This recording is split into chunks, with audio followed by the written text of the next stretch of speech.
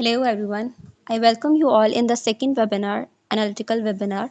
I highly appreciate your presence and would like to thank you all for managing some of your precious time for this webinar.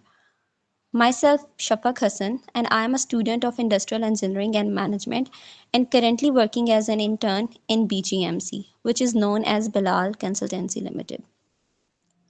PGMC is a multinational company with a team of 30 plus consultants across 5 plus countries. The topic for the webinar is that how supply chain can be analytic indulged and how operation efficiency and quality can be improved. At the end of the session, you will all get a certificate on the basis of the attendance. This certificate is approved by Skill Development Council of Canada, and you can also verify this from our website. Today's session is dedicated towards improvement. Business analytic business analytic domain, when we dissect it into smaller chunks, we can see supply chain, finance, and operations.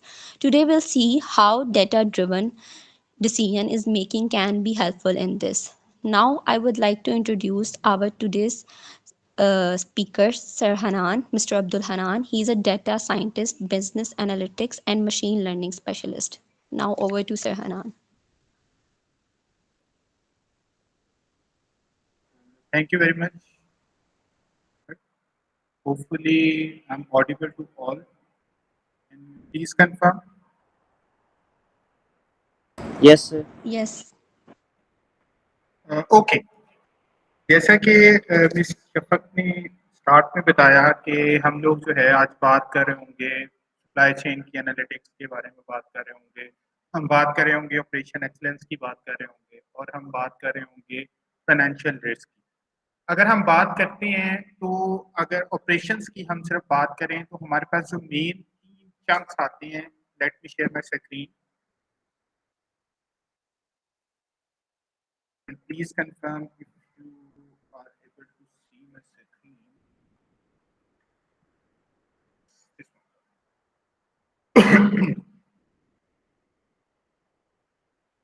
Hopefully आप लोगों को screen show हो गई होगी। तो जैसा कि हम लोगों ने मिस शफक ने बात की कि हम लोग 3 चीज़ों के बारे में बात कर रहे होंगे। एक जो है हम सप्लाई चेन को किस तरह से एनालिटिक्स में कर सकते हैं। सप्लाई चेन एनालिटिक्स की टर्म जो है आजकल बहुत कॉमन है। उसके बाद हम बात कर रहे होंगे फाइनेंशियल जो रिस्क मैनेजमेंट होती है उसके अंदर डाटा का क्या रोल होता है और एट द एंड हम बात कर रहे होंगे ऑपरेशन एक्सीलेंस में हम डाटा को किस तरह से इंडल्ज कर सकते हैं।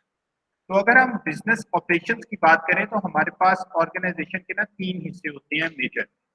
इवन तो ये सारा कुछ सप्लाई चेन के अंदर आ रहा होता है, लेकिन अगर हम ऑर्गेनाइजेशन को डिवाइड करें तो हमारे पास 3 चीजें हैं जिसमें फाइनेंस है, ऑपरेशंस है और मार्केटिंग। अब अगर हम इसका फ्लो देखें तो सबसे पहले हमारे पास मार्केटिंग आएगी कि मार्केटिंग से जब हम लोग कस्टमर को अट्रैक्ट कर लेंगे तो वहां से बात पहुंचेगी हमारे पास ऑपरेशंस तक। ऑपरेशंस के अंदर जो है एक जो मेन प्लेयर होता है वो फाइनेंस का होता है। अब फाइनेंस सिर्फ आपका ऑपरेशंस के ऊपर नहीं है, फाइनेंस का कंसर्न आपके साथ पास मार्केटिंग का भी है। मतलब कि जब आप मार्केटिंग की बात कर रहे हैं तो उसके ऊपर भी आपने कोई ना कोई इन्वेस्टमेंट करनी है। अगर ऑपरेशंस की बात करें तो वहां पे भी इन्वेस्टमेंट करनी है। तो यहाँ पे जो फाइनेंस का रिस्क है दैट इज वेरी इंपॉर्टेंट। इसी वजह से हम फाइनेंस की रिस्क मैनेजमेंट की आज बात कर रहे होंगे। अगर जो लोग पिछले वेबिनार में थे उन्होंने अगर देखा होगा तो हमने मार्केटिंग और सेल्स की बात की, क्योंकि जब तक हमारे पास मार्केटिंग नहीं है ऑर्गेनाइजेशन प्रोग्रेस नहीं कर सकती। अगर प्रोग्रेस नहीं करेगी तो ना ऑपरेशन चलेंगे और ना हमारे पास फाइनेंस जनरेट होगा। अब अगर इसको जरा ज्यादा सिंप्लीफाई करें तो क्या होगा, हमारे पास जो सबसे पहले चीज आएगी कि आपने फाइनेंस अप्लाई किया मार्केटिंग पे और मार्केटिंग ने आपको प्रॉफिट जनरेट करके दिया, रेवेन्यू जनरेट कर दिया। अब इसके 2 टर्म्स हम यूज कर रहे होते हैं। जब हम मार्केटिंग के ऊपर अप्लाई कर रहे हैं दैट इज कॉस्ट, और जब हम वापस जो आ रही है दैट इज प्रॉफिट। तो जब प्रॉफिट और कॉस्ट आपकी कंपेयर किया जाता है तो profit must be greater than the cost. इसी वजह से आपके फाइनेंस जो हैं वो इधर से जाएंगे। यहाँ पे भी आपका एक चीज फाइनेंस लग रही है और कुछ चीजें आपको वापस आ रही हैं। ये इंटर रिलेटेड चीजें हैं कि जब आप इसके ऊपर कोई कॉस्ट इन्वेस्टमेंट कर रहे हैं, इन्वेस्टमेंट करने के बाद आपको कोई चीज मिल रही है तो वो चीज आपको क्या कर रही होती है, प्रॉफिट जनरेट करके दे रही होती है, वैल्यू एडिशन करके दे रही होती है। अब वैल्यू एडिशन जब आप करते हैं तो यहाँ पे इसका आपस में भी इंटरलिंक है कि जब आपका ऑपरेशंस अच्छे हैं तो वो मार्केटिंग और सेल्स वाली साइड पे जाता है, ऑपरेशंस से आप सेल्स तक जाएंगे। यहाँ पे किसी ने हैंड रेज किया है, अगर आप अपना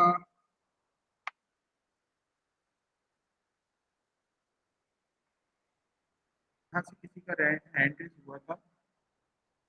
अस्सलाम वालेकुम फायजा है sir, I want to clear your voice. आपकी वॉइस जो है ना वो क्लियर नहीं है, ठीक है? वो हट रही है, मतलब वर्डिंग क्लियर नहीं हो रही, तो इस तरह नहीं सही रहेगा।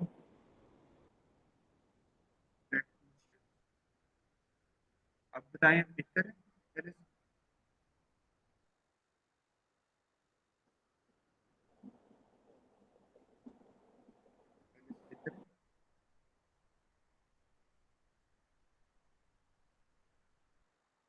अच्छा, हम लोग बात करते हैं supply chain and big data.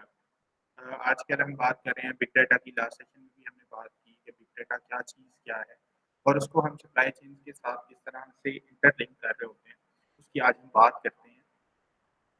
तो सप्लाई चेन एनालिटिक्स को जब हम डिफाइन करते हैं ना, तो डिफाइन आप देखें कि इसके अंदर हमारे पास जो मेन चीज़ आ रही होती है, मेन चंक आ रहा होता है कि डाटा क्या है। जब भी आप एनालिटिक्स की बात कर रहे होंगे तो आपके पास डाटा की बात होगी। और क्योंकि आज हम सप्लाई चेन की बात कर रहे हैं तो सप्लाई चेन आपका जो है सप्लाई चेन डाटा की बात कर रहा होता है कि सप्लाई चेन डाटा क्या है, हम किस तरह से सप्लाई चेन डाटा को यूज कर सकते हैं। अब अगर हम सप्लाई चेन की बात करें तो सप्लाई चेन में हमारे पास जो है वो सप्लायर भी आ रहे होते हैं, हमारे पास जो है वो कस्टमर भी आ रहे होते हैं, और जो दरमियान में इंटरमीडिएट हैं वो भी आ रहे होते हैं। इंटर डिपेंडेंट लोग जो है वो भी सारे इसके अंदर ऐड हो रहे होते हैं। जैसे हमने ऑपरेशंस की बात, अब जो सप्लायर है वहाँ पे डिफरेंट सप्लायर हो सकते हैं, तो वो सारी चीज़ें आपकी बेस कर रही होती हैं डाटा पे, अगर आप एफिशिएंटली अपनी सप्लाई चेन को चलाना चाह रहे होते हैं। अगर हम यहाँ पे बात करें डाटा ड्रिवन डिसीजन मेकिंग की, तो लास्ट टाइम भी हमने डाटा ड्रिवन डिसीजन मेकिंग की बात की थी। तो जब हम सप्लाई चेन की बात कर रहे हैं तो वहाँ पे भी हम डाटा ड्रिवन डिसीजन मेकिंग की बात कर रहे हैं, ठीक है? तो अगर हम इस चीज़ को ज़रा ग्राफिकल फॉर्म के अंदर लेके आएँ, ग्राफिकल फॉर्म के अंदर लेके आएँ तो यहाँ पे आप देखें हमारे पास कुछ चीज़ें हैं, डोमेन्स हैं जो कि एक इकट्ठी यूज़ हो रही हैं। सबसे पहले डाटा एनालिटिक्स, डाटा कहाँ से आएगा, उसको एनालिसिस किस तरह किया जाएगा। फिर हम बात कर रहे होते हैं कि डाटा विजुअलाइज़ेशन, डाटा के अंदर जो है वो क्या-क्या चीज़ें होंगी, हम डाटा को किस तरह से रिपोर्ट जनरेटिंग बेसिकली जब हम बात कर रहे होते हैं, तो हम उसकी बात कर रहे होते हैं रिपोर्ट की कि हमारी रिपोर्ट किस तरह की होगी, डाटा विजुअलाइज़ेशन। और जब हम टेक्नोलॉजी की बात करते हैं तो यहाँ पे हमारे पास डिफरेंट टूल्स आती हैं, डिफरेंट टेक्निक्स आती हैं जिसको हम यूज़ करते हुए इन चीज़ों को मिलाते हैं तो हमारे पास जो है वो सप्लाई चेन इनसाइट्स निकलते हैं। अब सप्लाई चेन इनसाइट्स किस तरह से निकलते हैं, जिसके अंदर मैंने आपको सप्लायर का बताया, सप्लायर की बात करती है यहाँ पे हम जो है कस्टमर की बात कर सकते हैं, यहाँ पे हम अपने ऑपरेशंस की बात कर सकते हैं, उनका इंटर रिलेशन कर सकते हैं, ऑपरेशन की इम्प्रूवमेंट किस तरह से होगी, ऑपरेशंस को किस तरह से बेहतर बनाया जा सकता है। तो ये सारी चीज़ें जो है हमारे पास सप्लाई चेन एनालिटिक्स के अंदर है। और अगर आप इन कोर कंपोनेंट्स को अंडरस्टैंड कर लेते हैं तो आपके लिए कोई इतना डिफिकल्ट नहीं है सप्लाई चेन एनालिटिक्स को समझना, क्योंकि सप्लाई चेन एनालिटिक्स आपकी एक डैशबोर्डिंग टेक्निक के साथ भी काम कर रही होती है। इसके अंदर मल्टीपल चीज़ें आ रही होती हैं जिसका हमने लास्ट वेबिनार के अंदर डिस्कस किया था।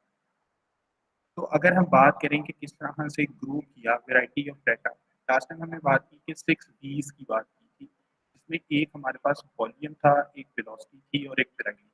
और आज अगर हम बात करें तो डाटा की बहुत ज़्यादा वॉल्यूम भी आ रहा है, वेलोसिटी भी बहुत ज़्यादा है और वैरायटी भी बहुत ज़्यादा है। और जैसे-जैसे ये वैरायटी बढ़ती जाती है, उसके लिए आपको जो है टेक्नीक भी उतनी ही ज़्यादा जो है रोबस्ट किस्म की टेक्नीक जो है यूज़ करनी पड़ती हैं, उतनी ही state of the art cutting edge technology use करनी पड़ती हैं। जैसे अगर हम बात करेंगे, पहले हम सिर्फ डिमांड फोरकास्टिंग की अगर बात कर रहे थे, तो आज हम आईओटी की बात कर रहे हैं।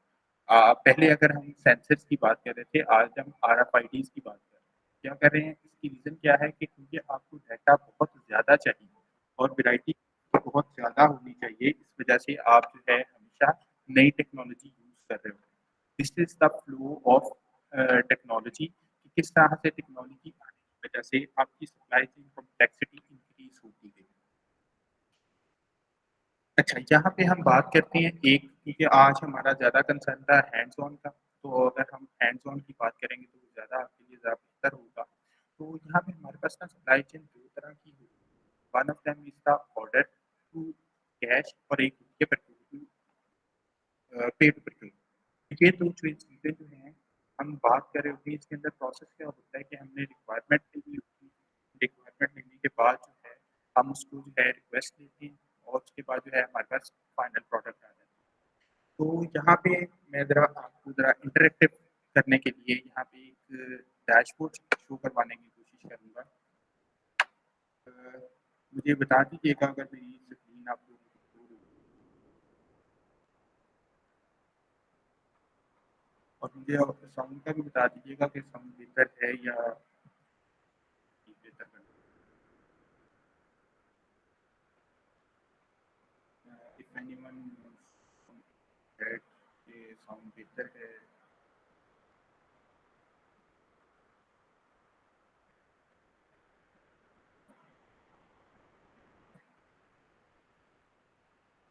ये डैशबोर्ड मैंने लास्ट टाइम भी शो कराया था, बट इन डेप्थ नहीं हमने बात की।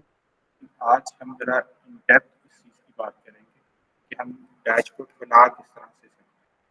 आप ये देखेंगे जब आपने रिपोर्टिंग करनी होती है तो हमेशा आप जो है ग्राफिकल डेटा विजुअलाइजेशन की जो मैंने बात की उसको यूज़ किया जाता है। अब ये सारा डेटा जो है आपने ग्राफ जो बनाए हुए हैं या आपने जो है प्लॉट्स बनाए हुए हैं या आपने कोई एलिमेंट्स ऐड किए हुए हैं, ये सारे के सारे आपके लिंक होते हैं आपके डेटा के साथ। अब वो डेटा कहाँ से आता है, उसकी एक मास्टर शीट बनाई जाती है। ये देखिए आपके पास एक मास्टर शीट यहाँ पे है और इसको आपने फर्दर जो है वो फ़िल्टर आउट करके फाइनल जो शेप आपके पास ये आ गई। अब इसको किस तरह से किया जाता है, यहाँ पे आपने सारा डेटा कलेक्ट कर लिया। यहाँ पे आपने सारा डेटा कलेक्ट कर लिया। ये डेटा जो है डिफरेंट शेप के अंदर हो सकता है, आपकी अपनी रिक्वायरमेंट के हिसाब से भी हो सकता है। तो अगर आप ये डेटा को देखें तो हमारे पास जो है, क्योंकि सप्लाई चेन की बात करें तो यहाँ पे सप्लायर होगा, हमारे पास ऑर्डर होंगे। मिस राबिया अगर आप कुछ पूछना चाह रही हैं तो।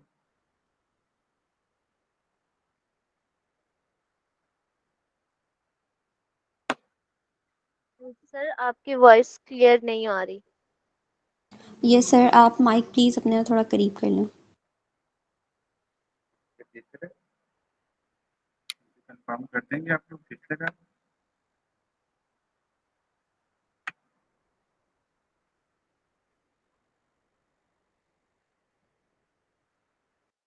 अब बेहतर हुई है sound? Yes sir. Yes sir. चलें, अच्छा मैं यहाँ पे बात कर रहा था कि हम लोग डैशबोर्ड बनाते किस तरह से हैं, हमारा आज कंसर्न यही था कि हम लोगों ने डैशबोर्ड किस तरह से बनाने होते हैं।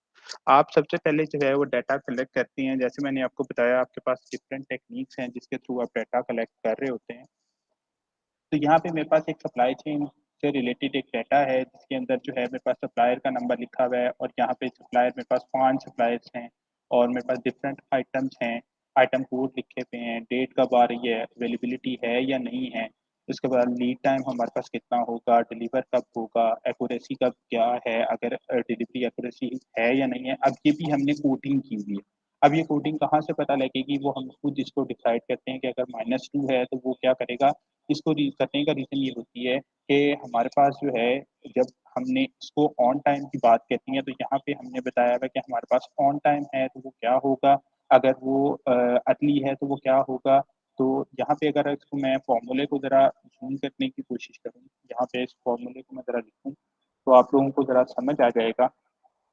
ठीक है, देखें ये जो है ये आपके पास एक कंडीशन अप्लाई हुई है कि अगर इसको इस तरह से होता है, अगर हमारे पास अर्ली है लेस देन -1 है तो वो अर्ली कंसिडर कर ले, ग्रेटर देन 2 है तो वो अदरवाइज वो ऑन टाइम कंसिडर कर ले।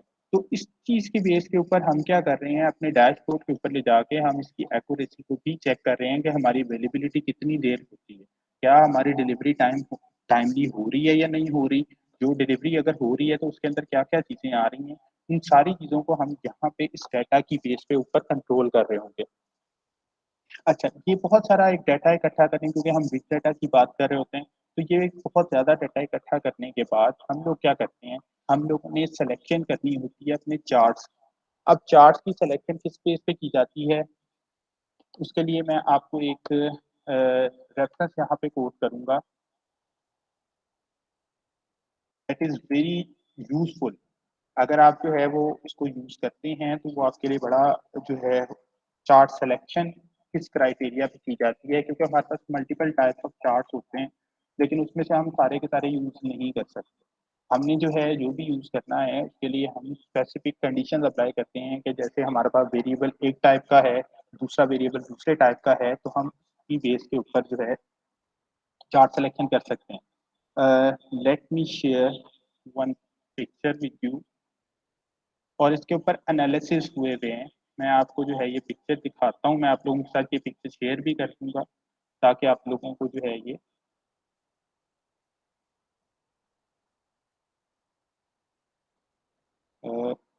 Let me share screen again.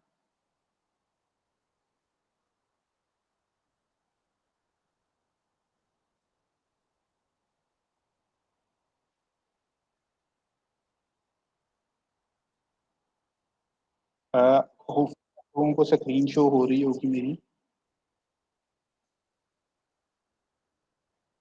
तो ये देखें, यहाँ पे आपके पास ना डिफरेंट टाइप ऑफ चार्ट्स हैं कि आपने बार चार्ट कब यूज़ करना है, आपने जो है कॉलम चार्ट कब यूज़ करना है, डबल चार्ट कब यूज़ करना है, स्पाइडर कब यूज़ करना है, आपने स्कैटर्ड प्लॉट कब यूज़ करना है। तो इसकी बेस के ऊपर आप लोग क्या कर रहे होते हैं, चार्ट की सिलेक्शन कर रहे होते हैं। वो चार्ट की सिलेक्शन जब एक दफ़ा हो जाती है, जब आपको ये आइडिया हो जाता है कि ये चार्ट जो है ये आपके लिए यूज़फुल है और ये चार्ट जो है आपके लिए यूज़फुल नहीं है, तो आप उसकी बेस के ऊपर जो है अपना डैशबोर्ड क्रिएट कर रहे होते हैं। जैसे मैंने अभी आपको डैशबोर्ड दिखाया, तो इसके अंदर आपको अब मैं बताता हूँ कि आप इसको सिलेक्शन को किस तरह से बेहतर बना सकते हैं अपनी सिलेक्शन के लिए। ये देखें, आपकी जो भी डिफेक्ट रेट होगा वो हमेशा आपका कॉन्टिन्यूस ट्रेंड को शो कर रहा होगा। मतलब ट्रेंड जब भी आपने करना है, तो ट्रेंड के लिए आपके पास हमेशा लाइन चार्ट होता है। ये आपने डॉट्स ऐड करने हैं या नहीं करने, ये आप अपने पॉइंट्स बता रहे होते हैं, इसका और कोई कंसर्न नहीं है। इसी तरह जब आप किसी की परसेंटेज बता रहे होते हैं, तो आपके पास एक पाई चार्ट की ऑप्शन है और एक स्टैक बार चार्ट की ऑप्शन होती है। अब स्टैक बार चार्ट क्या है, टोटल आपको 100% शो कर रहा होगा, लेकिन आपने उसके अंदर जो है ये चीज़ें बतानी होती हैं कि हाँ जी, आपका सप्लायर वन जो है इतनी प्रोडक्ट भेज रहा है, इसकी इम्पैक्टफुल प्रोडक्ट इतनी है, नॉन इम्पैक्टफुल इतनी है, इम्पैक्टफुल इतनी है, रिजेक्टेड प्रोडक्ट इतनी है। अब इस रिजेक्टेड प्रोडक्ट की बेस के ऊपर आप इसका परफॉर्मेंस एनालिसिस कर रहे होते हैं। जितने भी एनालिसिस हैं, ये सारे के सारे आपके इस डाटा की बेस के ऊपर हो रहे होते हैं कि डाटा आपके पास आ कहाँ से रहा है और किस तरह का डाटा आ रहा है। ठीक है। अच्छा, इसके बाद यहाँ पे आपने देखा कि यहाँ पे आपके पास जो है सेलेक्टेड चीज़ें हैं, ये आपने जो है एक लिस्ट बनाई हुई है। तो डैशबोर्ड, अगर आप एक अच्छा डैशबोर्ड बनाना चाहते हैं, तो आप यहाँ पे भी लिस्ट ऐड कर सकते हैं। जैसे मैंने यहाँ पे एक लिस्ट ऐड की हुई है कि मेरा मंथ चेंज होगा, जैसे ही मंथ चेंज होगा मेरे को सारा सारा डाटा जो है वो ऑटोमेटिकली चेंज हो जाएगा। रीज़न क्या है कि मैंने मंथ को रिलेट किया हुआ है, लिंक किया हुआ है अपने इस डाटा के साथ। अब ये डाटा कहाँ पे लिंक हुआ हुआ है, अगर आप इसको गौर से देखें, तो ये आपके पास एक लिस्ट बनी हुई है। आप इसको जो है लिस्ट को जब चेंज करेंगे, तो क्या होगा, यहाँ पे आपके पास सिलेक्टेड शीट आ जाएगी कि इतने साल का हमारे पास डाटा आ जाए। आप अगर इसका फॉर्मूला, अगर मैं इसको जूम करने की कोशिश करूँ, तो इसका फॉर्मूला जो है ये आपके पास कुछ इस तरह का फॉर्मूला है। आपको पता है कि एक साल के अंदर जो है वो 365 जो है वो डेज होते हैं, बाज़ का 366 भी होते हैं, लेकिन इन जनरल हम 365 डेज की बात कर रहे होते हैं। तो एक साल पूरे का डाटा आपके सामने शो हो जाएगा। वो कैसे शो होगा, जैसे ही आपने किया, अब मैंने बताया कि आपका ये जो है वो लिंक्ड है इसके साथ। अगर आप इस पे देखें, तो उसने बताया हुआ है कि ये डैशबोर्ड का जो C4 कॉलम है, ये उसके साथ लिंक्ड है। जैसे ही वहाँ पे कोई चेंज आएगा, या वो फौरन इसको भी चेंज कर देगा, और इसको, क्योंकि ये इसके साथ लिंक है, तो ये भी इसके साथ इसको ऐड करके आपको चेंज चेंज चेंज कर देगा। नेक्स्ट टाइम जो है क्या हो, नेक्स्ट चीज़ जो है, आपने सप्लायर की, मैंने जैसे आपको बताया कि आपने परफॉर्मेंस एवेल्युएशन करनी होती है। तो परफॉर्मेंस एवेल्युएशन के लिए आप क्या करते हैं कि एक बेसलाइन आपने सेट करनी होती है। अगर आपके पास बेसलाइन सेट नहीं है, तो क्या होगा कि आप वो मर्जी से जितना मर्जी भेज दें। और एक और भी चीज़, अगर आपकी यहाँ पे सपोज आप क्या कह रहे हैं जी, आपका बार चार्ट ना हो, तो आप जो है कॉलम चार्ट लाइन चार्ट करके यहाँ पे एक लाइन भी ऐड कर सकते हैं, दिस इज माय टारगेट।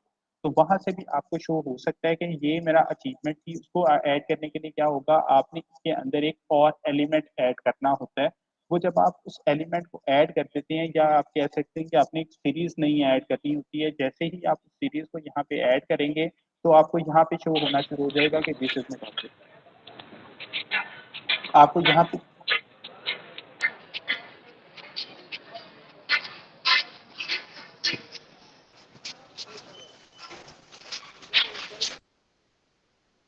अच्छा, आपको यहाँ पे ना शो होना शुरू हो जाएगा, this is the baseline, this is the target, हमने इसको अचीव करना है। और आप यही रिपोर्ट फिर अपने सप्लायर को भी भेज देते हैं। जब वो सप्लायर जो है वो आप उसका रिपोर्ट जाती है तो वो अपने प्रोसेसेस को इम्प्रूव करता है। तो वहाँ पे एक कॉन्सेप्ट आपका क्वालिटी का आता है कि उसको किस तरह से इम्प्रूव किया जा सकता है। तो यहाँ पे आपने देखा कि हम किस तरह से सारी चीज़ों को एक दूसरे के साथ लिंक कर सकते हैं। अगर यहाँ तक किसी को कोई चीज़ पूछनी है तो काइंडली आप पूछ सकते हैं। अगर किसी को कोई कंफ्यूजन है तो काइंडली आप पूछ लें।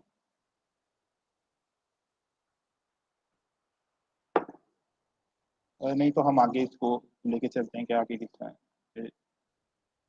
अच्छा जी, नेक्स्ट चीज आपने यहाँ पे देखा कि ग्राफ आपने ना एक शो किया हुआ है यहाँ पे कि इतने परसेंट इस सप्लायर के डिफेक्ट रेट था, इतना परसेंट इस सप्लायर का डिफेक्ट रेट था, और इतना परसेंट इस सप्लायर का डिफेक्ट रेट था। अब इस चीज को किस तरह से किया जा सकता है? हाँ जी, अरबाब, आप you want to ask something?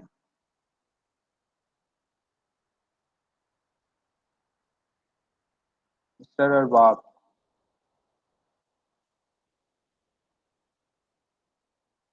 आपने कुछ पूछना है?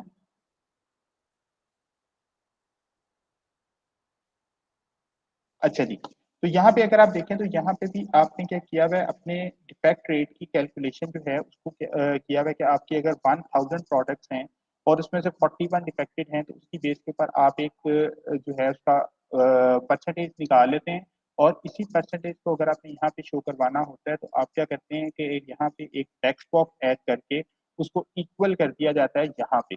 जैसे ही यहाँ पे चेंज होगा तो ऑटोमेटिकली आपको वो चेंज यहाँ पे शो होना शुरू हो जाएगा। और ये हर सप्लायर के लिए डिफरेंट, हर सप्लायर के लिए जो है ये एक आप सिलेक्शन करते हैं और उसके बाद जो है अवेलेबिलिटी चेक करते हैं। जितनी भी चीज़ें हैं ये सारी की सारी आपको वन पेज समरी की फॉर्म में आ जाती हैं। और इसी की बेस के ऊपर, जैसे मैंने आपको लास्ट टाइम भी बताया था कि जब हम बिजनेस एनालिटिक्स की बात कर रहे होते हैं तो हम चार चीज़ों को देख रहे होते हैं। The first one is the descriptive, ये जो भी आप काम कर रहे हैं, this is the descriptive statistics या डिस्क्रिप्टिव एनालिटिक्स।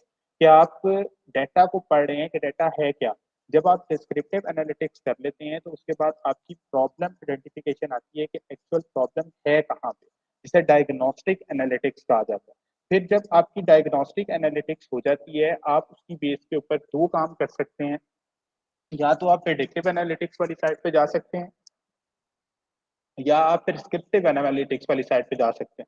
अब प्रेडिक्टिव एनालिटिक्स कब यूज की जाती है, जब आपने किसी चीज की फोरकास्टिंग करनी है, जब आपने किसी चीज का प्लान करना है कि ये हमारा इतने टाइम के बाद ये चीज प्रोडक्ट इतनी होगी, जिसे फोरकास्टिंग या प्रेडिक्शन कहा जाता है। और प्रिस्क्रिप्टिव एनालिटिक्स कहाँ पे यूज की जाती है, जब आपने किसी चीज की ऑप्टिमाइजेशन करनी होती है। जैसे आपने देखा कि आपका प्रोसेस जो है वो डिफेक्ट प्रोड्यूस कर रहा है, आपका प्रोसेस जो है वो क्वालिटी इश्यूज प्रोड्यूस कर रहा है, आपने उस चीज को बेहतर करना है। तो आप क्या करते हैं, उसके ऊपर कुछ रूट एनालिसिस परफॉर्म करते हैं। एनालिसिस क्या परफॉर्म करते हैं, जो कि डायग्नोस्टिक के अंदर आपके आते हैं। लाइक आपने रूट कॉज एनालिसिस को परफॉर्म कर दिया।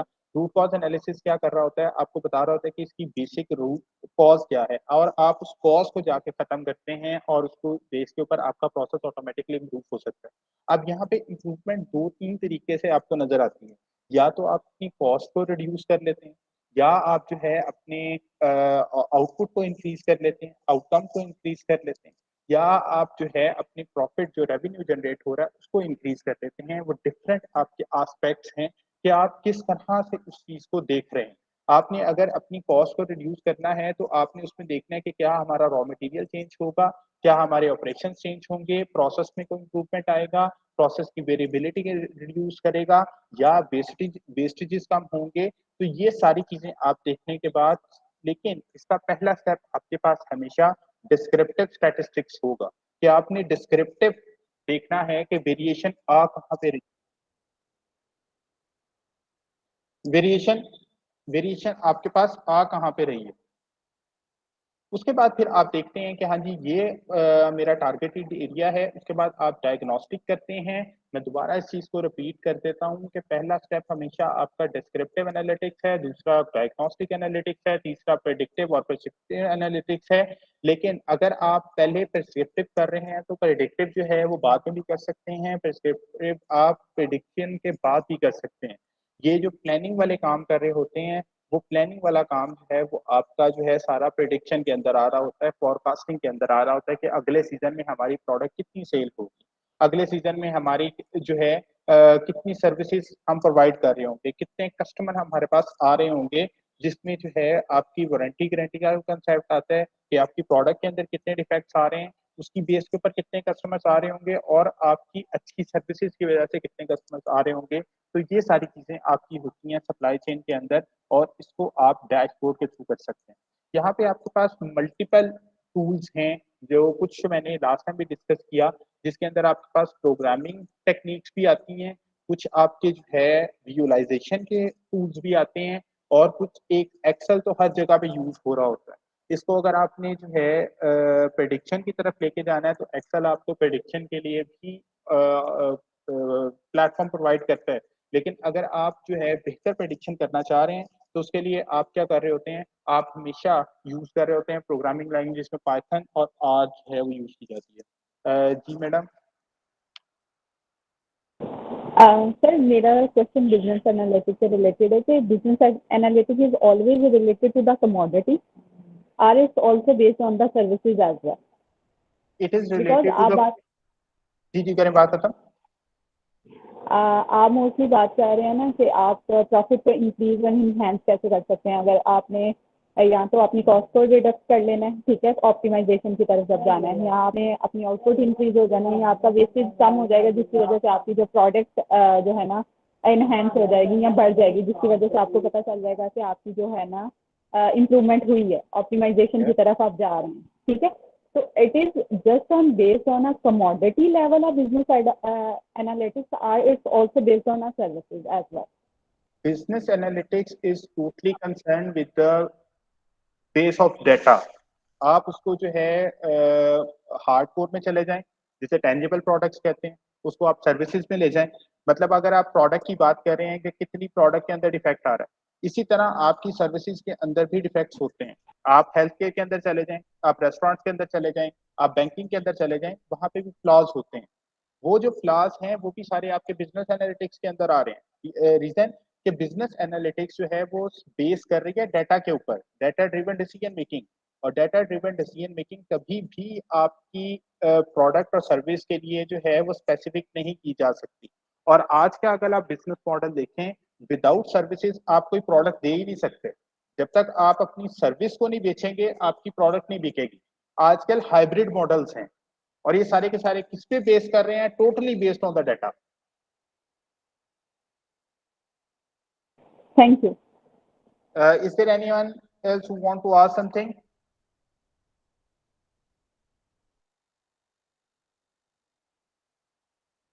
कोई और है जिसका कोई इस तरह का क्वेश्चन है बिजनेस एनालिटिक्स से रिलेटेड?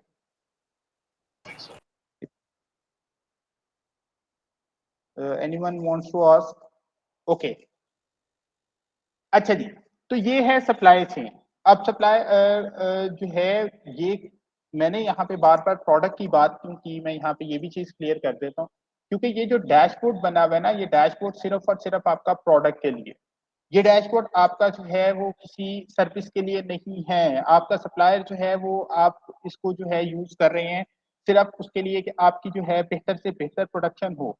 लेकिन अगर हम इसको सर्विस से रिलेट करें तो यहाँ पे अगर हम बात कर लेते हैं, सर्विस की भी हम बात करते हैं, तो सर्विस क्या कर रही है। सर्विस में आप हॉस्पिटल्स में जा रहे हैं, हेल्थ केयर के अंदर आपकी बिजनेस एनालिटिक्स जो है वो उसी तरह यूज हो रही है। और सबसे पहला जो टारगेटेड एरिया था वो आपका हेल्थ केयर ही था। रीजन के प्रोडक्ट अगर खराब भी हो जाए तो वहां पे इतना प्रॉब्लम नहीं आएगा, आप नई प्रोडक्ट बना सकते हैं। लेकिन अगर किसी की कैजुअलिटी हो जाती है, किसी का प्रॉब्लम आ जाता है, लाइक सबसे ज्यादा काम हुआ डाटा एनालिटिक्स का, वो कैंसर के अंदर हुआ। कैंसर सबसे खतरनाक डिजीज है। रीजन क्या है कि अगर आप उसको पहले से प्रेडिक्ट नहीं कर सकते या उसकी डायग्नोस नहीं कर सकते, तो वो क्या होगा, डायरेक्टली जो है वो आप कैजुअलिटी वाली साइड पे जाएंगे और इंसान वापस नहीं, उसको अपनी जिंदगी वापस नहीं मिल सकती। तो ये काम स्टार्ट ही आपका सर्विस सेक्टर से हुआ और उसी बेस के ऊपर फिर आप आगे चलते गए। सर्विस के बाद आप एग्रीकल्चर के अंदर एंटर हो गए और आजकल बहुत ज्यादा काम एग्रीकल्चर के अंदर हो रहा है। रीजन क्या है कि अगर आपके पास अच्छी फूड नहीं है, अच्छा हाइजेनिक प्रोडक्ट नहीं है, फूड प्रोडक्ट नहीं है, आपके जो है और बहुत सारे कंसर्न हैं एग्री के, लेकिन मैं वहां उन चीजों को यहाँ पे डिस्कस नहीं करूंगा। लेकिन अगर आप उसकी पूरी सप्लाई चेन को देखें, पूरी सप्लाई चेन के अंदर आपने नई टेक्नोलॉजीज को ऐड कर दिया। आपने जो है ड्रोन कैमराज उसके अंदर इंट्रोड्यूस करवा दिए, आपने उसके अंदर हार्वेस्टिंग के लिए और कल्टीवेशन के टाइम के ऊपर आपने कुछ ऐसे सेंसर्स इंट्रोड्यूस करवा दिए जिन्हें इंटरनेट ऑफ थिंग्स का नाम दिया गया। आपने पैरेलल फार्मिंग की कॉन्सेप्ट इंट्रोड्यूस करवा दिया। पैरेलल फार्मिंग का कॉन्सेप्ट इंट्रोड्यूस करवाने का पर्पस क्या था? उसकी रीजन ये थी कि अगर आपकी पॉपुलेशन इंक्रीज करती है तो आप सबको खाना कैसे खिलाएंगे, आप सबको फूड कैसे प्रोवाइड करेंगे।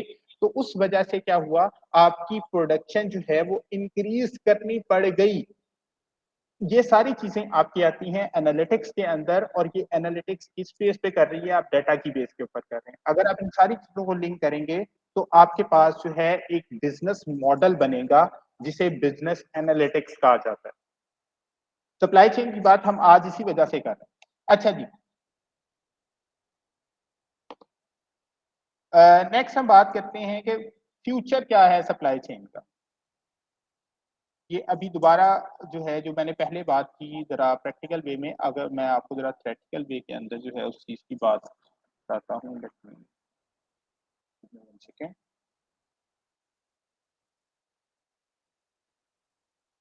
यस, अच्छा जी। तो अगर हम फ्यूचर की बात करें तो हमारे पास फ्यूचर क्या है कि सप्लायर का डाटा आया, उस डाटा को हमने मैन्युफैक्चरिंग डाटा के पास लिया है। अब इसके अंदर डिफरेंट हमारे पास सेंसर्स लगे हुए हैं, डिफरेंट एक्चुएटर्स लगे हुए हैं, डिफरेंट जो है डाटा कलेक्टर्स लगे हुए हैं, डाटा लॉगर्स लगे हुए हैं।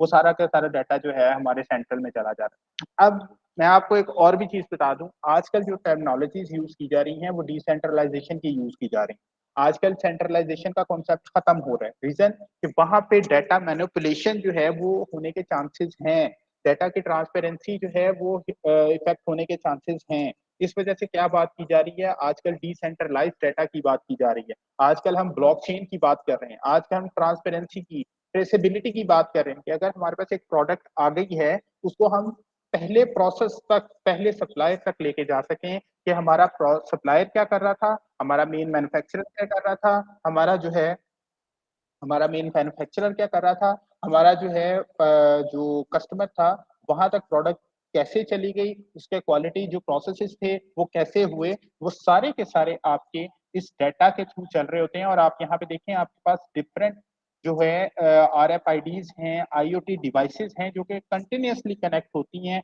आपके मेन सप्लायर के साथ या मेन मैन्युफैक्चरर के साथ।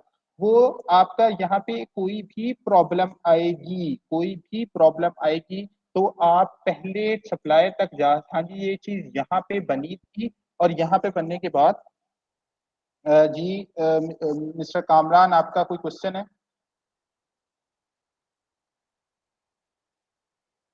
कामरान आपका क्वेश्चन है, आपने हैंड रेज किया हुआ है। ओके, अच्छा। तो यहाँ पे देखें, यहाँ से डाटा फ्लो आपका हमेशा कस्टमर टू सप्लायर होगा। क्यों मैनिपुलेट होने होगा? के चांसेस होते हैं। तो क्या जी कहते जी, हैं, जब ये हमारे पास साइबर सिक्योरिटी के रिलेटेड होगा फिर?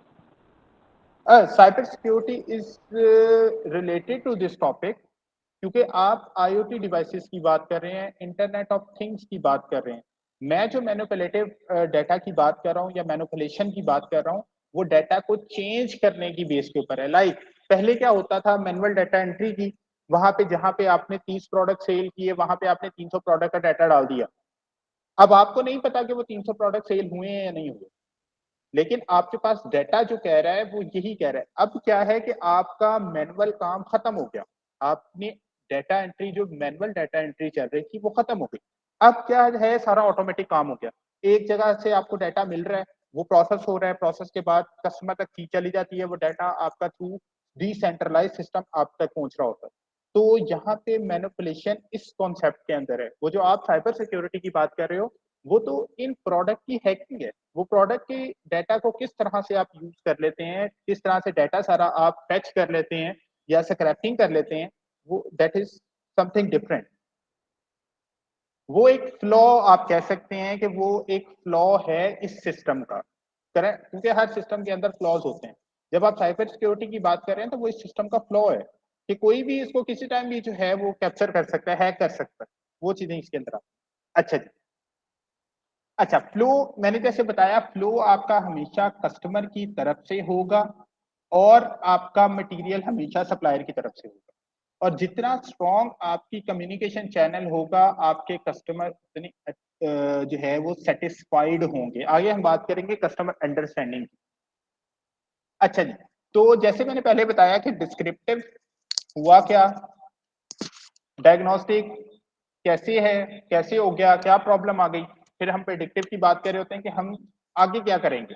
प्रिस्क्रिप्टिव के अंदर हमारे पास ये जो प्रॉब्लम आई इसको हम किस तरह से ऑप्टिमाइज कर सकते हैं या प्रोसेस को किस तरह से ऑप्टिमाइज कर सकते हैं, कॉस्ट रिडक्शन की बात कर सकते हैं, सर्विसेज को किस तरह से बेहतर कर सकते हैं, कौन सी सर्विस के ऊपर लोग ज्यादा अट्रैक्ट होते हैं, किस पॉइंट के ऊपर आपके पास ज्यादा बेहतर सर्विसेज होनी चाहिए। और फिर आप एडेप्टिव की बात कर रहे हैं। आजकल 3 से 4 नई एनालिटिक्स का टर्म आ रही है। One of them is adaptive, the other one is cognitive. अब एडेप्टिव और कॉग्निटिव के अंदर थोड़ा सा डिफरेंस है। एडेप्टिव क्या है, अगर आप जो है किसी को प्रोडक्ट बेच रहे हैं और आप देख रहे हैं, जैसे फीडबैक लिया जाता है, फीडबैक किसी के कस्टमर से क्यों लिया जाता है, रिव्यूज क्यों लिए जाते हैं, ताकि आपकी प्रोडक्ट बेहतर हो, और वो इसका रिवर्स साइकिल होता है। आप जब तक अपनी प्रोडक्ट के रिव्यूज नहीं लेंगे, आप उसको ऑप्टिमाइज नहीं कर सकते, बेहतर नहीं कर सकते, और उसकी बेस के ऊपर आप प्रिडिक्शन नहीं कर सकते कि ये आगे आके कस्टमर लॉयलिटी का एक टर्म यूज की जाती है, कस्टमर रिटेंशन की एक टर्म यूज की जाती है, तो वो सारी आपकी डील कर रही होती हैं आपके एडेप्टिव के साथ। अब इसके अंदर जो है फर्दर डिटेल के अंदर मैं नहीं जाऊंगा टू सेव माई टाइम। अच्छा जी, कैपेबिलिटीज क्या है सप्लाई चेन की, सप्लाई चेन स्टैटिस्टिक्स आपके पास आ जाते हैं जो अभी मैंने आपको शो करवाए। आप फॉरकास्टिंग कर सकते हैं उसकी बेस के ऊपर कि हमारे पास सप्लायर के इतने आ रहे थे, ये सप्लायर की एफिशिएंसी इतनी है, इसका डिफेक्ट रेट इतना है, डिलीवरी टाइम इतना है। अब आप उसकी बेस के ऊपर अपने सप्लायर को चेंज भी कर सकते हैं या आप अपने प्रोसेसेस को उस हिसाब से बेहतर भी करते हैं। फिर हम ऑप्टिमाइजेशन की बात कर रहे हैं, जो मैंने प्रिस्क्रिप्शन की बात की, और लास्ट पे जो है हम सिमुलेशन कर रहे होते हैं। आजकल हम लोग प्रोसेस को पहले सिमुलेट करके फिर देखते हैं कि हमारा वो प्रोसेस एफिशिएंट है भी या नहीं। ठीक है, सिमुलेशन, लेकिन सिमुलेशन के भी रिजल्ट्स जो हैं अप टू 95 to 96% जो है वो ट्रू होते हैं, उसके अंदर भी चांसेस ऑफ एरर होते हैं। जबकि आप कोई नया मॉडल ट्रेन करते हैं, कोई नया मॉडल बनाना होता है, तो उसको पहले आप टेस्ट करते हैं। वो टेस्ट करने के जो प्रोसेस है वो सिमुलेशन होती है। सिमुलेशन वैसे इससे थोड़ा सा ब्रॉडर टर्म आती है, लेकिन यहाँ पे फॉर द टाइम बीइंग या इस कॉन्सेप्ट को समझने के लिए आप ये समझ लें कि जो भी प्रोडक्ट आपने बनानी है, उस प्रोडक्ट को बनाने से पहले चलाने के सिस्टम को जो है आप सिमुलेशन कहते हैं। ये प्रोसेस सिमुलेशन भी हो सकती है, ये प्रोडक्ट सिमुलेशन भी हो सकती है। और अगर यहाँ पे हम सप्लाई चेन की बात करें, तो यहाँ पे हम सप्लाई चेन के पूरे प्रोसेस को देखते हैं, जो सप्लायर से स्टार्ट होके आपका प्रोसेस से होता हुआ आपके कस्टमर तक जाता है। और इसके अंदर आप सारे को देखते हैं कि कौन सा डिफेक्टिव, कौन सा एरिया ऐसा है जहाँ पे इम्प्रूवमेंट रिक्वायर्ड है। लेकिन इसकी एक्यूरेसी जो है वो विद द टाइम जो है आपकी इंक्रीज करती है। अदरवाइज जो है क्योंकि मॉडल सेल्फ ट्रेनिंग कर रहा होता है, वो मैं आगे जाके बात करता हूँ कि वो किस तरह बेस पे सेल्फ ट्रेनिंग चल रही होती है। अच्छा जी, यहाँ पे मैंने आपको डैशबोर्ड दिखा दिया। अगर आपका अभी तक कोई क्वेश्चन है तो सप्लाई चेन से रिलेटेड तो मुझे बता दें, नहीं तो हम अगले टॉपिक के ऊपर स्विच करते हैं। If anyone has any question, you are most welcome.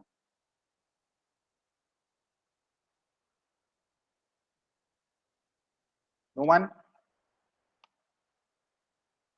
Okay. अच्छा जी, यहाँ पे हम बात करते हैं फाइनेंस की। अब मैंने जैसे आपको स्टार्ट में बताया था कि हमारे पास जो है वो 3 पिलर्स हैं। यहाँ पे किसी ने हैंड रेज किया है, जी मैडम।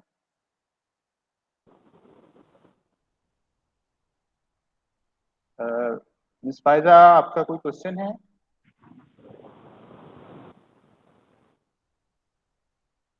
क्वेश्चन? ओके। जैसे मैंने आपको स्टार्ट में बताया था कि फाइनेंस जो ऑर्गेनाइजेशन है उसके तीन पिलर्स होते हैं। One of them is the finance, the other one is the marketing and third one is the operations. अगर हम ऑपरेशंस और आज हम बात भी सप्लाई चेन की कर रहे हैं तो यहाँ पे हर पॉइंट के ऊपर आपको फाइनेंस चाहिए। अब क्या है कि खासतौर पे फाइनेंस की अगर हम रिस्क मैनेजमेंट की बात करते हैं या फ्रॉड डिटेक्शन की बात करते हैं तो जब भी इस चीज को कोई सुनेगा तो वो यही समझेगा कि we are discussing about the banking, लेकिन ये लाजमी नहीं है। बैंकिंग के अलावा भी हर जगह पे फाइनेंस की मैनेजमेंट रिस्क के अंदर रिस्क आ सकती हैं, फ्रॉड डिटेक्शन हो सकती है। तो यहाँ पे जब भी कोई किसी से बात की जाती है कि we are working on the finance fraud detection, तो वो ये समझ सकता है कि हम बैंक के जो है ट्रांजैक्शन उस चीज को देख रहे हैं, हम बैंक की जो है वो क्रेडिट और डेबिट को देख रहे हैं, या जो है हम क्रेडिट कार्ड की ट्रांजैक्शन की बात कर रहे हैं। तो ये लाजमी नहीं है। तो आपका रिस्क कहीं पे भी एग्जिस्ट कर सकता है, जहां पे भी आपकी पेमेंट कैश इन्वॉल्व होगा, जहां पे भी आपकी मनी इन्वॉल्व होगी, वहां पे फ्रॉड भी आ सकता है और रिस्क भी जनरेट हो सकते हैं। तो सबसे पहले हम बात करते हैं कि रिस्क मैनेजमेंट है क्या। Is an umbrella for any risk with any form of financing. जैसे मैंने स्टार्ट में आपको बात की कि ये लाजमी नहीं है कि आप सिर्फ बैंकिंग की बात कर रहे हैं या आप जो है किसी क्या कहते हैं इंश्योरेंस कंपनी की बात कर रहे हैं जहाँ पे कैश फ्लो बहुत ज्यादा स्पीडीली हो रहा होता है, जहाँ पे वॉल्यूम ऑफ कैश बहुत ज्यादा है, जहाँ पे वैरायटी ऑफ कैश ज्यादा है, जहाँ पे जो है क्या कह सकते हैं कि कैपेसिटी ऑफ कैश बहुत ज्यादा है। हम उसके अलावा जहाँ पे भी फाइनेंस की बात कर रहे होंगे, जहाँ पे भी हम ट्रांजैक्शंस की बात करेंगे, वो चाहे एक ऑर्गेनाइजेशन है, वो चाहे एक बैंक है, वो चाहे एक इंश्योरेंस कंपनी है, या कोई भी और पार्टी जो कि फाइनेंस के साथ डील कर रही होती है, वो सारी की सारी आपकी फाइनेंशियल रिस्क मैनेजमेंट के अंदर आती हैं। This is just a term. ठीक है। अब क्या है अब क्या है कि जब आपका कम हो जाए, इसको अगर हम ग्राफिकली शो करें तो वो कुछ इस तरह से है। क्या है कि आपने किसी चीज के ऊपर इन्वेस्ट किया, अब वो कम आपका आउटपुट जो आप प्रिडिक्ट कर रहे थे उसकी बेस के ऊपर प्रिडिक्शन आपका जो आउटकम आया, आपके पास जो रेवेन्यू जनरेट हुआ वो कम हुआ। अब उस कम होने की में जो रिस्क हैं, क्योंकि आप फाइनेंस की बात कर रहे हैं तो उसके अंदर कम होने के जो रिस्क हैं उसको आप जो है फाइनेंशियल रिस्क कहते हैं, उसको आप फाइनेंशियल रिस्क कहते हैं।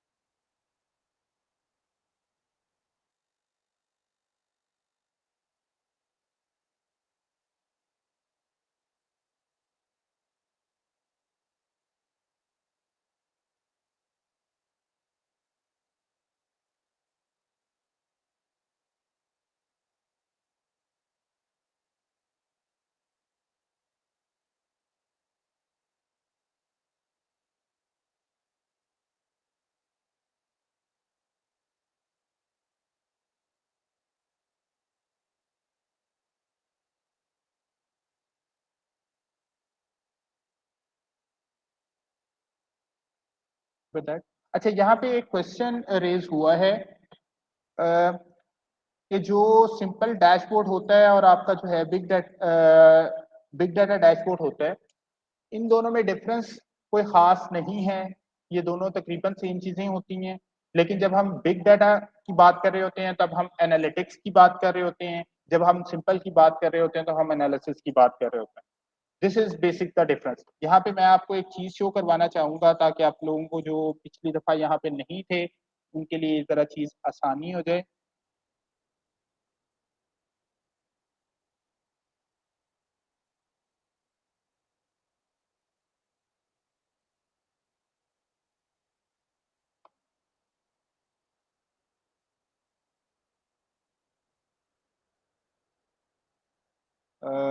This one, this is the difference between big data analysis और एनालिटिक्स और simple dashboard analysis.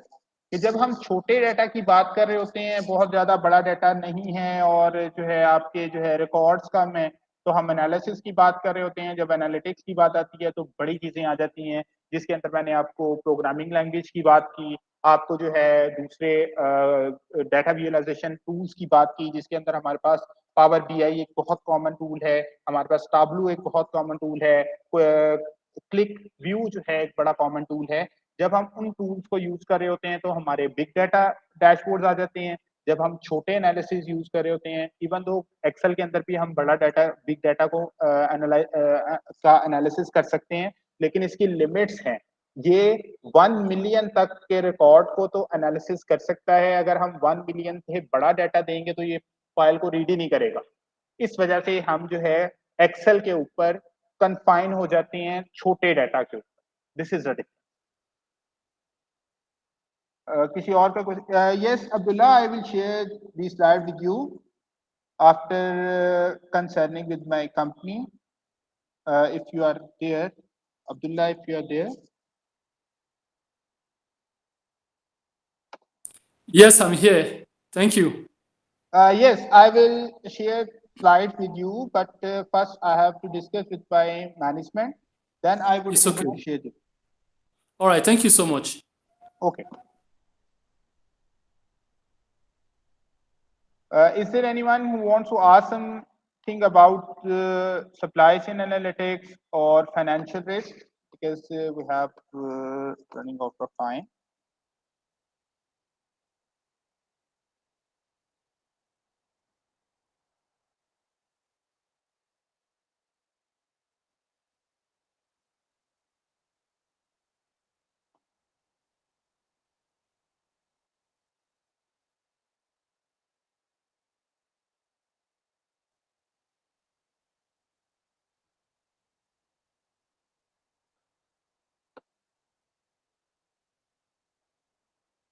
Yes, anyone want to ask something?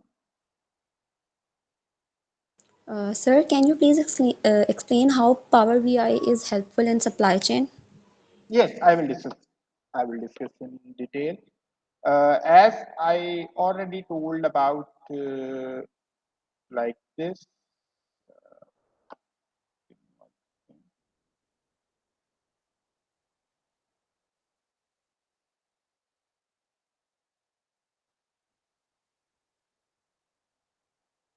Just look at this dashboard. If we are using the Power BI instead of Excel, तो उसके अंदर क्या होता है कि हमारे पास मल्टीपल ऑप्शंस होती हैं, मल्टीपल टाइप्स ऑफ फाइल्स हम यूज कर सकते हैं, और उसमें क्या होता है कि आपके पास एक बड़ा डाटा सेट जो है वो इजीली जो है यूज किया जा सकता है। Otherwise power BI is just one of the tools जिसको जो है आप डाटा विजुअलाइजेशन के लिए यूज कर सकते हैं। लेकिन उसके अंदर अब क्योंकि इंटेलिजेंट होना हो गई हैं चीजें, हम बात कर रहे हैं आजकल के दौर में आर्टिफिशियल इंटेलिजेंस की, तो आपके जितने भी सॉफ्टवेयर हैं वो इंटेलिजेंट होना शुरू हो गए हैं, वो इंटेलिजेंट होना शुरू हो गए हैं। रीजन, अगर आप एक्सेल की बात करें तो ये भी आपको रिकमेंड करना शुरू कर देता है। आप उसको डाटा देते हैं, आपको कहता है जी ये वाला चार्ट बना लो, ये वाला चार्ट बना लो, ये वाला चार्ट बना लो। अगर आप जो है उसको कहते हैं जी ये डाटा का मैंने एनालिसिस करना है, तो आपको बताता है कि आपका ये एनालिसिस हो सकता है इसके ऊपर। इसी तरह जब आप डाटा को जो है क्या कहते हैं उसको कंप्रेस करना चाह रहे होते हैं, तो उसके अंदर भी आपको ऑप्शन दे रहा होता है कि आपके पास ये ऑप्शंस हैं। पावर बीआई भी इसी तरह का एक सॉफ्टवेयर है जो कि आपको फैसिलिटेट कर रहा होता है डिफरेंट विजुअलाइजेशन के लिए, और उसके अंदर कोई चीज़ नहीं है, लेकिन वो ज़रा इससे ज़्यादा एडवांस चीज़ है, इस वजह से हम पावर बीआई को यूज़ कर रहे हैं। Anyone else who wants to ask something? किसी और का कोई question?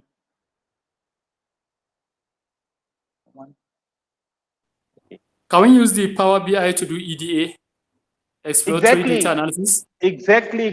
We can use Power BI, Tableau, Excel, all these softwares and techniques for the EDA, because EDA is the first step to get the proper and clean data. Otherwise, you are not able to predict you are not able to properly predict your future insights. That's why we use Power BI and Tableau as an EDA. That is the first step for data cleaning.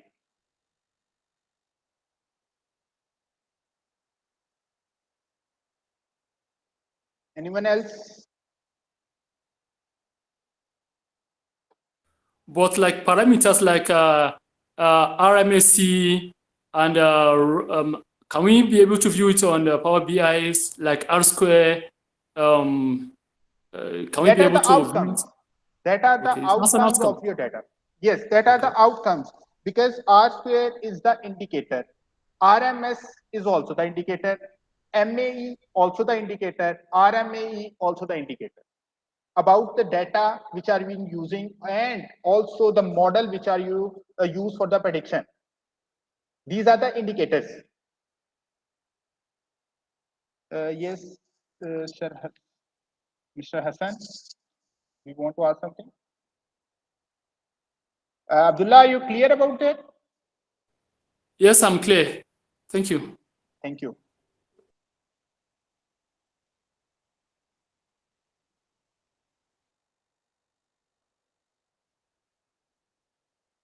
Okay. Now we'll discuss about the research, financial risk management.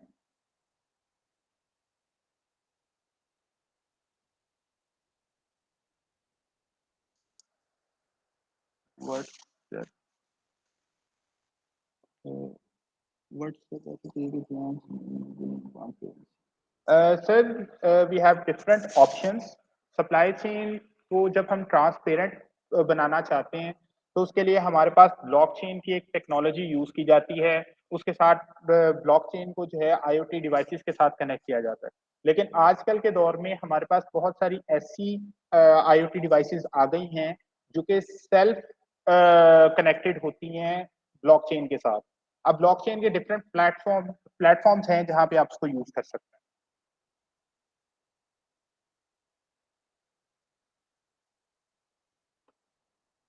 अच्छा जी, अगर हम financial risk management की बात कर रहे हैं तो हमारे पास इसमें क्या है कि हेजिंग है, इंश्योरेंस कंपनीज आती हैं, डिवर्सिफिकेशन है।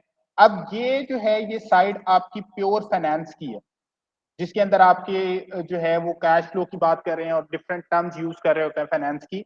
लेकिन आपने जब डाटा की बात करनी होती है तो आप इसके प्रोसेसेस को बात कर रहे होते हैं। अब इसके प्रोसेसेस के अंदर क्या है कि how to identify the problem, how to analyse the data, how to controlling the data. वो जो हम बात कर रहे थे, जो 4 मैंने आपको एनालिटिक्स की बात की, वो हर जगह पे इंप्लीमेंट होना है। बिजनेस एनालिटिक्स के जर्नल वो 4 पैरामीटर्स हैं या 4 उसकी डोमेन्स हैं जिसको आप हर जगह पे अप्लाई करते हैं। आप अगर फाइनेंस की बात कर रहे हैं तो फाइनेंस की जो प्रेडिक्टिव एनालिटिक्स है वो डिस्क्रिप्टिव एनालिटिक्स है वो अलग होगी। फाइनेंस की जो डायग्नोस्टिक है वो अलग होगी। अब डायग्नोस्टिक कहाँ पे है, आप उस चीज को एनालाइज कर रहे हैं। अब कंट्रोलिंग क्या है, आप उसको ऑप्टिमाइज कर रहे हैं या उसकी प्रेडिक्शन कर रहे हैं। अब इस चीज की प्रेडिक्शन के लिए जो है हम बात करते हैं, मैं अभी आपको जो है इसकी कुछ टाइप्स बता देता हूँ। हमारे पास डिफरेंट टाइप के जो है वो रिस्क होते हैं, जिसके अंदर जो है आपके पास रिस्क आ रहा है एक मार्केट रिस्क। अब मार्केट रिस्क क्या है कि किस तरह से मार्केट चेंज हो रही है। इसके अंदर आप ये दे सकते हैं कि जैसे कोविड की अगर हम एग्जांपल देखें तो कोविड जो है उसने एकदम मार्केट को क्रैश कर दिया। अब किसी को भी नहीं पता था कि मार्केट इस तरह से क्रैश होगी। तो वहां पे क्या होता है कि आपके फाइनेंशियल रिस्क सबसे ज्यादा होते हैं, लेकिन वो अनप्रेडिक्टेबल होते हैं। उसके बाद क्रेडिट रिस्क क्या है, किसी ने आपसे उधार लिया, या खासतौर पर अगर हम यहाँ पे बैंकिंग की बात करें, बैंक से किसी ने उधार लिया लेकिन उसको वापस नहीं किया, तो यहाँ पे उसके है कि आपके पास क्रेडिट का आता है कि आप क्रेडिट को पूरा नहीं कर सकते, उसकी वजह से फाइनेंस में आपके लॉस होते हैं, जो मैंने आपको अभी एक लास्ट टाइम भी जो है ग्राफिक्स भी शो करवाए। इसके बाद जो है लिक्विडिटी रिस्क है, ये खुद एक बहुत बड़ी डोमेन है। ऑपरेशनल रिस्क की बात करते हैं तो ये खुद बड़ी डोमेन है, जो मैंने आपको पूरे ऑपरेशंस की बात की। रेगुलेटरी रिस्क क्या है कि आपको गवर्नमेंट की तरफ से या लेजिस्लेटिव बॉडीज की तरफ से कोई ऐसी जो है आ जाती है, रिक्वायरमेंट आ जाती है जिसको आपने फुलफिल करना है, तो वो क्या है कि वो आपकी फाइनेंशियल रिस्क को डायरेक्टली इफेक्ट कर रही होती है। इसके अलावा बहुत सारे ह्यूमन फैक्टर्स भी आते हैं, लेकिन हम इस चीज की डिस्कशन नहीं कर रहे। This is pure finance. यहाँ पे मैं आपको एक बड़ा ही इंटरेस्टिंग चीज दिखाता हूँ कि हम फाइनेंस को प्रेडिक्ट किस तरह से कर सकते हैं यूजिंग डाटा।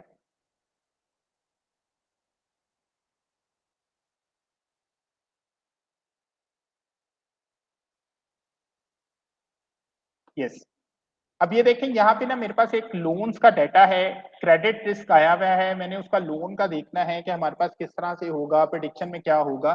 तो एक पहला सबसे स्टेप क्या होगा, मैंने डाटा को चेक करना है कि डाटा हमारे पास है क्या क्या और किस टाइप का है। जो अभी थोड़ी देर बाद mister Abdullah was talking about the EDA, in this case we must follow the steps of EDA. The first step is to identify what is data is. The next step is to remove some unuseful data, including the missing values, including NaN values, जिसे not a number values we are calling that not a number। और इसके अलावा भी ये कुछ चीजें होती हैं जिसको हमें रिमूव करना होता है। हम उनको रिमूव करने के बाद फिर देखते हैं कि हमारी डाटा कौन सा जो है वो प्रॉपरली जिसमें मसला आ रहा है उसको या तो हम 100% रिमूव कर देते हैं या जो है हम उसको फिर चेंज करते हैं कुछ मेथड्स के थ्रू। अच्छा जी, फिर क्या है, जब हमने डाटा को चेक कर लिया, we just converted into data frame और टेबल, और इसके बाद फिर हमारा क्या होगा, प्रोसेस स्टार्ट हो जाएगा कि हम किस तरह से कर सकते हैं। जैसे मैंने आपको बताया था कि हम सबसे पहले डिस्क्रिप्टिव की बात कर रहे होते हैं, तो यहाँ पे आपके पास एक डिस्क्रिप्टिव शो हो रहा है कि आपके पास काउंट कितना है, 600,000 जो है आपके पास काउंट है, और वो किस प्रोडक्ट के ऊपर आ रहा है, वो सारी प्रोडक्ट आपको नीचे शो हो रही होती है। अब ये डाटा जब आप एक दफा इसको समझ लेते हैं, पढ़ लेते हैं, तो आप उसके बाद क्या होता है कि इसके ऊपर आपने फिर अपनी प्रेडिक्शन अप्लाई करनी होती है, या आप फिर इसकी डायग्नोस्टिक वाली साइड पे भी जा सकते हैं। अब डायग्नोस्टिक फाइनेंस के अंदर डिफरेंट स्टेप्स हैं, डिफरेंट टाइप्स हैं डायग्नोस्टिक को करने के लिए, यहाँ पे सारी चीजें शो करवाना पॉसिबल नहीं है, लेकिन मैं आपको सिर्फ ये बता देता हूँ कि हम किस तरह से इन चीजों को क्लियर कर रहे होते हैं। जैसे मैंने आपको बताया था कि हम सबसे पहले जो है मिसिंग वैल्यूज है उसको हमने रिमूव करना होता है। तो मिसिंग वैल्यू को रिमूव करने के लिए आप देखें, यहाँ पे आपके पास जो है वैल्यू नंबर जो है वो डिफरेंट नजर आ रहा है, लेकिन हमने देखना होता है कि क्या वो हमारे पास जो रिकॉर्ड है वो हमारे पास मैंडेटरी है, वो हमें चाहिए अपने डाटा एनालिसिस के लिए या नहीं। अगर नहीं है तो हम उसको एज इट इज रिमूव कर देते हैं, अगर है तो उसको जो है हम डाटा को अपने हिसाब से फिर चेंज करते हैं। तो यहाँ पे देखें, तो यहाँ पे डाटा को आपने मिसिंग वैल्यूज खत्म करने के लिए आपने मिसिंग जितनी भी थी उसको खत्म करके अब आप देखें रिकॉर्ड का नंबर काउंट जो है वो आपका कम हो गया। क्यों? आपको सिर्फ उतना ही रिकॉर्ड चाहिए जो कि आपके पास क्लियर है, क्लीन डाटा है। ये सारे क्लीनिंग के डाटा के स्टेप्स आप अप्लाई करने के बाद यहाँ पे आप आके मशीन लर्निंग जो है वो यूज करते हैं। मशीन लर्निंग क्या है कि मशीन को आप बता रहे होते हैं कि दिस इज द रिक्वायरमेंट, ये मेरे पास डाटा है, अब डाटा को समझो और इसकी बेस के ऊपर मुझे प्रेडिक्शन करके दो। मशीन लर्निंग और आर्टिफिशियल इंटेलिजेंस या डीप लर्निंग का जो कॉन्सेप्ट है, ये ज्यादातर हम बात कर रहे होते हैं जब हम फॉरकास्टिंग वाली साइड पे जा रहे हैं, जब हमने प्रेडिक्शन वाली साइड पे जा रहे होते हैं। तो ये सारी चीजें हम टर्म्स के अंदर यूज करके उसकी बेस के ऊपर हम इसको जो है वो डाटा सेट, जैसे मैंने आपको स्टार्ट में बताया था कि हम मॉडल को ट्रेन कर रहे होते हैं, वो बेसिकली मॉडल यही ट्रेन करना होता है कि हम मशीन लर्निंग किस तरह से यूज कर रहे हैं। अब मशीन लर्निंग क्या है कि अगर आपने मशीन को बताना है दिस इज एप्पल, तो आप पहले उसको बताएंगे, उसकी डिफरेंट शेप्स के साथ उसको बताएंगे कि ये भी एप्पल है, इस कलर में भी एप्पल है, इस कलर में भी एप्पल है।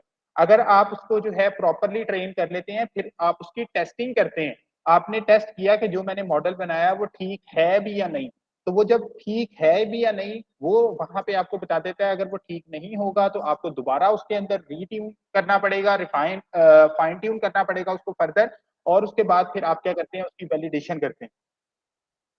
वैलिडेशन करने के बाद फिर आप क्या कर रहे होते हैं, उसको फर्दर जहां पे भी आपने अप्लाई करना होता है, आप उस डाटा की अप्लाई करके आप फॉरकास्ट कर रहे होते हैं अपनी प्रोडक्ट को, और उसके बाद इसकी एक्यूरेसी चेक की जाती है कि आपकी एक्यूरेसी कितनी है।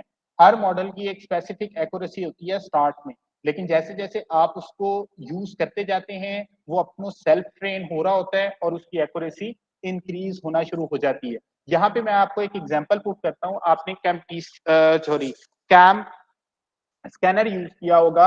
अगर आज से 2 साल पहले आप ने कैम स्कैनर यूज किया होगा तो वहां पे आप देखें उसकी जो आइडेंटिफिकेशन ऑफ द डॉक्यूमेंट था वो इतना अच्छा नहीं था जितना आज अच्छा है। क्यों? उसने सेल्फ ट्रेन किया और वो मशीन लर्निंग की बेस के ऊपर ही काम कर रहा है। वो क्या करता है, एक तस्वीर खींचता है, आप उसको डॉक्यूमेंट बताते भी नहीं है लेकिन वो आइडेंटिफाई कर लेता है दिस इज द डॉक्यूमेंट। वो क्या है कि उसका मॉडल ट्रेन हो चुका है, उसकी एक्यूरेसी बेहतर हो गई भी है। तो ये सारी चीजें जो है ये आपकी फाइनेंशियल के अंदर भी आती हैं। आप इसी बेस के ऊपर अपनी प्रेडिक्शन करते हुए अपने रिस्क को जो है वो आइडेंटिफाई करके और इन प्रॉब्लम्स को जो है वो रिड्यूस कर सकते हैं। एक ही मेथड के थ्रू आप प्रेडिक्शन भी अच्छी बेहतर कर सकते हैं, आप प्रिस्क्रिप्शन भी कर सकते हैं और आप डायग्नोस्टिक भी बेहतर कर सकते हैं। ठीक है, यहाँ तक अगर किसी का कोई क्वेश्चन है तो you are most welcome. Then we will enter in the last phase of this session. If anyone has any question. Okay. Now we will start about the last topic of today's discussion.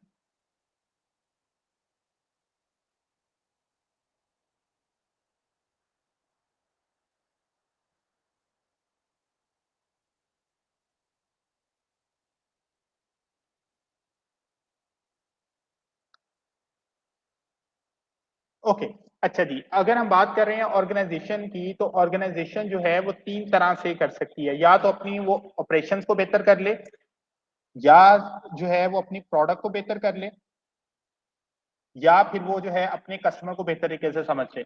अब ये चीज जो है, ये सारी चीज को address कर रही होती है। अगर आप देखें, अगर आप मैं I talked about the customer understanding and marketing at the beginning of this session. तो अगर हम कस्टमर अंडरस्टैंडिंग की बात करें, that is directly related to the marketing. It's totally depend on the marketing कि आपकी मार्केटिंग कितनी अच्छी है।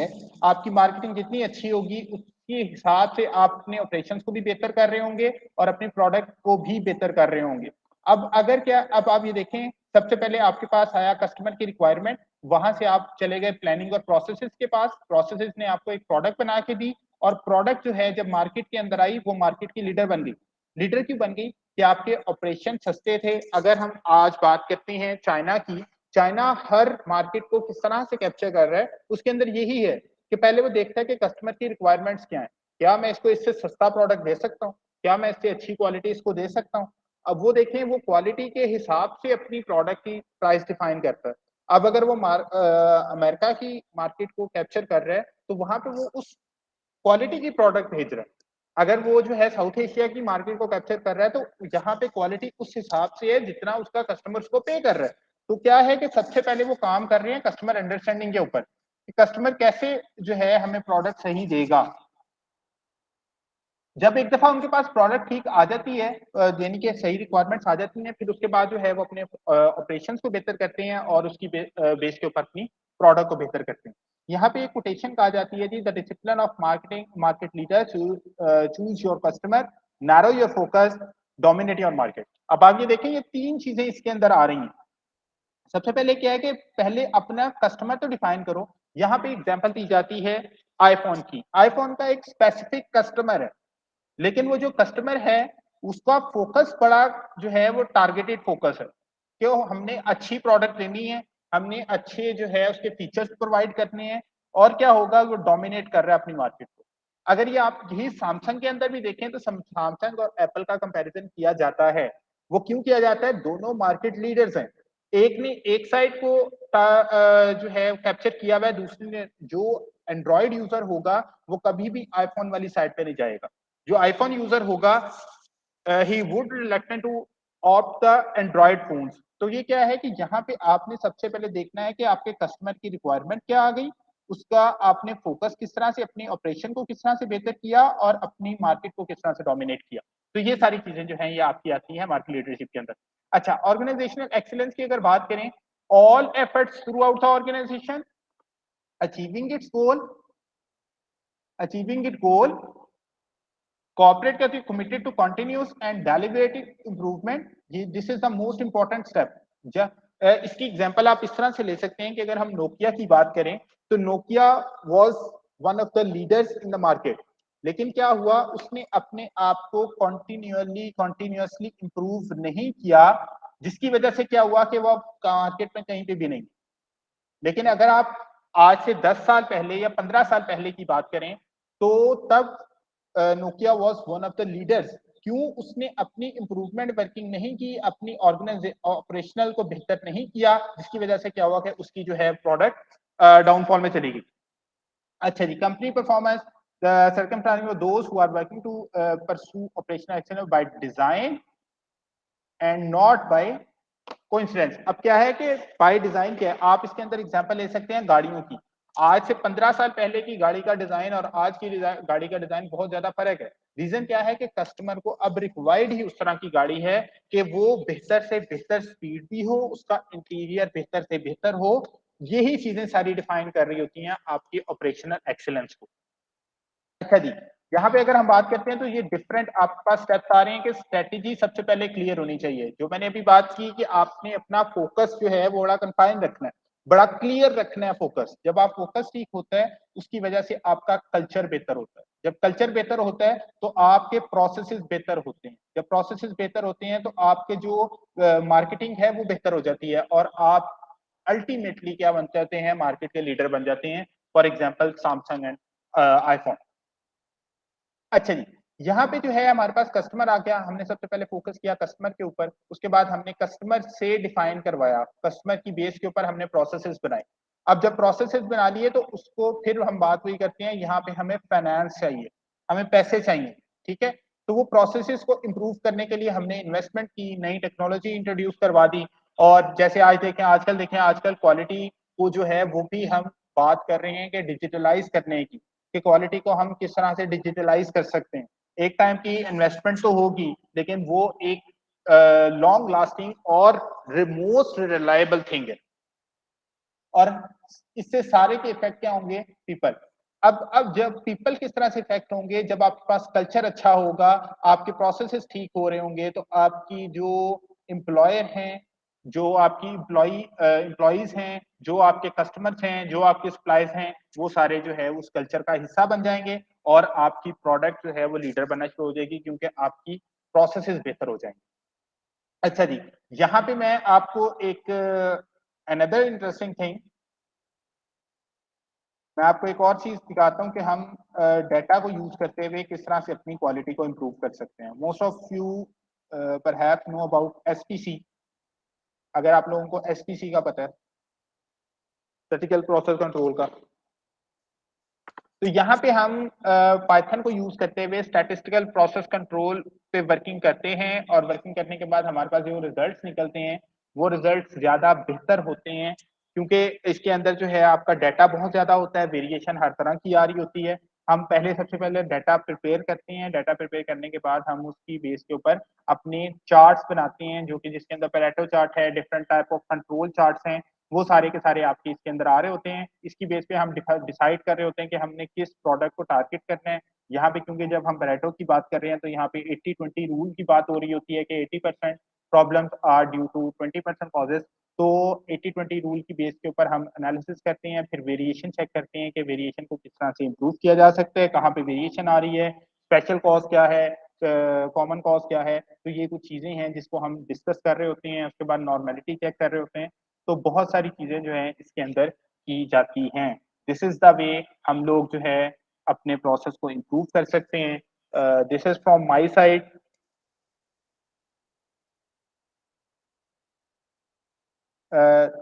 This is from my side. अगर किसी का कोई क्वेश्चन है मे आस्क, किसी का कोई सजेशन है, you are most welcome.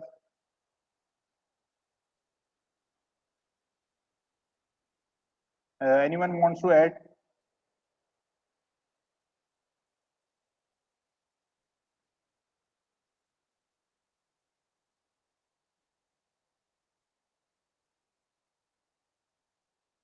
Anyone wants to add?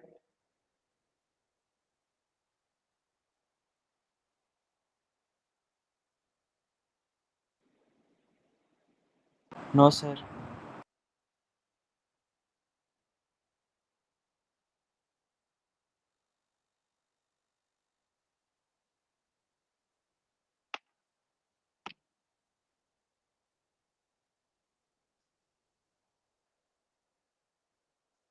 Thank you very much for your patience.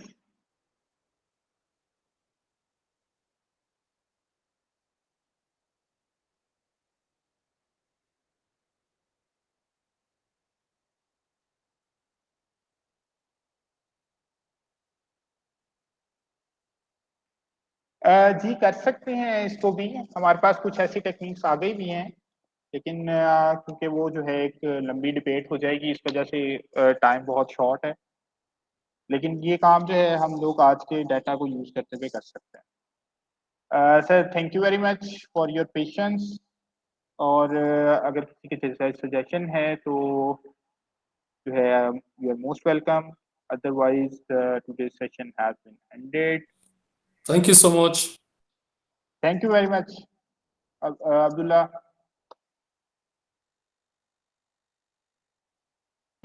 Thank you, sir. Thank you, sir. Thank you, Hanan sir. Well done. Sir certificate का यहाँ पे कुछ लोग पूछ रहे हैं, तो I would add you have to attend all the session. One session has already been done on 2 weeks ago. The next session will be on next Sunday.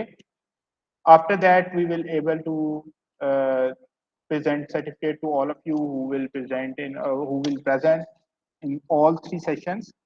तो हम आप लोगों का रिकॉर्ड रख रहे हैं अटेंडेंस का, तो उसकी बेस के ऊपर जो है हम आपको सर्टिफिकेट इशू करेंगे। तो thank you very much for your patience.